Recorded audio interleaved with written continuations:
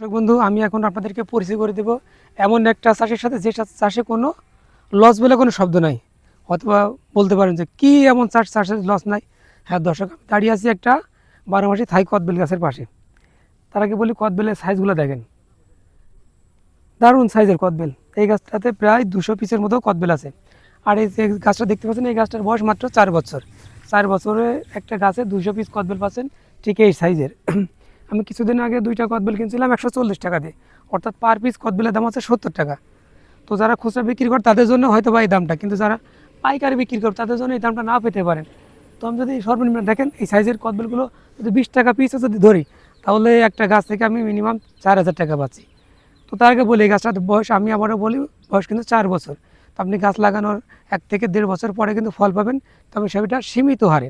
আর এটা আপনি পূর্ণ মাত্রায় ফল পাবেন 3 থেকে 3.5 বছর পর থেকে পূর্ণ মাত্রায় এমনটা ফল পাবেন। আর 33 শতকের এক বিঘাতে আপনার আছে 150 থেকে 180টা গাছ লাগবে।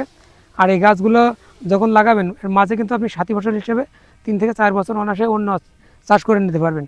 আর এই গাছগুলো, এই কদবেলটা কেন চাষ করবেন সেটার জন্য বলি। আপনি চাকরি করেন, লেখাপড়া করেন, ব্যবসা করেন, পাশাপাশি এই কাজটা করতে পারেন। কারণ এর জন্য আপনার মাসে একদিনও আপনার এই ক্ষেত্রে সময় দেওয়া লাগবে না। তো সেক্ষেত্রে বলবো, চাকরি বা ব্যবসার পাশাপাশি আপনি কিন্তু এই চাষটা করতে পারেন। বাণিজ্যিকভাবে বর্তমান সময় কিন্তু বাংলাদেশে ব্যাপক হারে কদবেলের চাষ হচ্ছে। কারণ এই কদবেল কিন্তু ঔষধি একটা খাতে কিন্তু ব্যাপক চাহিদা দিন দিন বেড়ে চলছে। তাছাড়া একটা মুখর হিসেবে একটা খাদ্য। তো আমি বলবো যে, যাতে পতিত জমি আছে কিংবা চাকরি বা অন্যান্য পেশায় আছেন, তারা চাইলে কিন্তু এই জাতীয় কদবেল চাষ করে আপনি আপনার ভাগ্যের চাকাকে আরও এক ধাপ এগিয়ে নিয়ে যেতে পারেন। ধন্যবাদ সবাইকে সাথে থাকার জন্য। ঠিক আছে।